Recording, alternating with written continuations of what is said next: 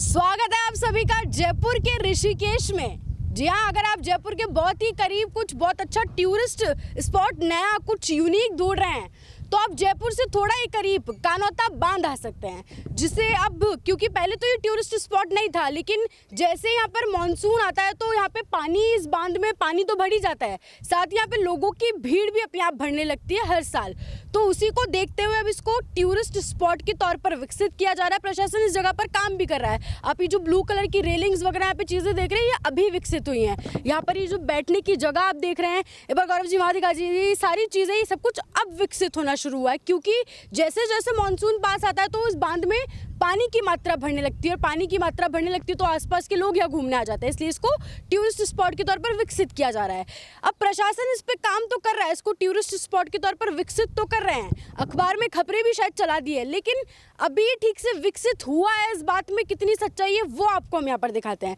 अब हम यहाँ पर आए तो आप सबसे पहले तो ये देखिए, यहाँ पे जो बैठने के लिए जगह इन लोगों ने बनाई है वो पूरी खाली है। गंदगी वगैरह देख लीजिए, सिर्फ शायद फॉर्मेलिटी के तौर पर, शायद प्रशासन पे थोड़ा प्रेशर था, इसलिए अभी व्यवस्था यहाँ पे उतनी ज़्यादा अच्छी नहीं है जितनी ज़्यादा अच्छी प्रशासन के तौर पर एक टूरिस्ट स्पॉट पर होनी चाहिए। आप यहाँ पे रास्ता देख लीजिए, पूरा टूटा फूटा, एक बार गौरव जी ये भी दिखा दीजिए, पूरा टूटा फूटा पड़ा हुआ है। तो अगर आप किसी टूरिस्ट स्पॉट पर जा रहे हैं तो मेरे हिसाब से प्रशासन ऐसी व्यवस्था तो क्यों ही देगा, वो भी जब आप किसी नई नई जगह को टूरिस्ट स्पॉट के तौर पर विकसित कर रहे हैं। तो जो भी प्रशासन इसके लिए जिम्मेदार है, जो भी विभाग, जो भी अधिकारी इसके लिए जिम्मेदार है, अभी इस जगह को, हालांकि हाँ, और ऐसा पता है क्यों हो रहा है, क्योंकि पिछले साल यहाँ पर कुछ 6 से 7 लोगों की इस बांध में डूबकर मौत हो गई थी। तो उन्हीं चीज़ों को शायद देखते हुए प्रशासन थोड़ा एक्टिव मोड में आ तो गया और मोटा मोटी कुछ चीज़ें कर तो दी गई हैं, लेकिन हालांकि यहाँ पर अभी भी तमाम खामियाँ, तमाम कमियाँ हैं। अब क्योंकि आप एक टूरिस्ट स्पॉट बना रहे हैं जयपुर के करीब, वो भी ऐसी जगह पर जहाँ पे लोगों को जान का खतरा भी हो सकता है, तो आप उस जगह पे बहुत सारी व्यवस्थाओं की ज़रूरत पड़ती है, जो व्यवस्था है अभी यहाँ पर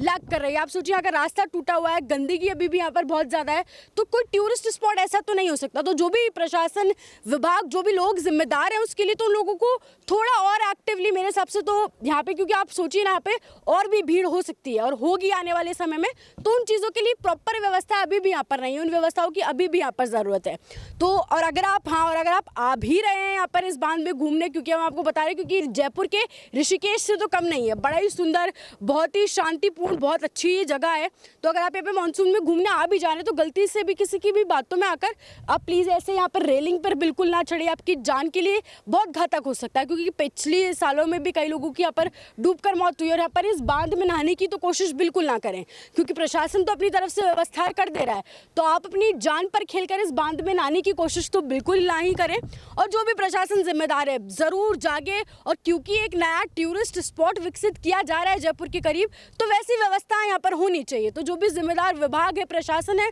वो जागे और वैसी व्यवस्था दे। सिर्फ ऊपर से व्यवस्था 4 सीटें लगाने देने से और 2 रेलिंग लगा देने से शायद एक जगह टूरिस्ट स्पॉट नहीं बन जाती है। तो जो भी जिम्मेदार विभाग है, प्रशासन है, वो जागे, और क्योंकि अब इसको हम ऋषिकेश से कंपेयर कर रहे हैं तो वैसा ये हो।